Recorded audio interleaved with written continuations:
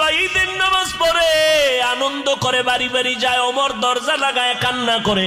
আবু হুরায়রা রাদিয়াল্লাহু আনহু বলেন, ভাই ওমর খলিফাতুল মুসলিমিন, আপনি ঈদের দিন আনন্দ বাদ দিয়ে কেন কান্না করেন?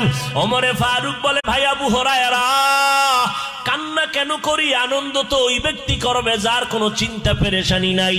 আবু হুরায়রা রাদিয়াল্লাহু আনহু বলেন, আপনার কিসের পেরেশানি?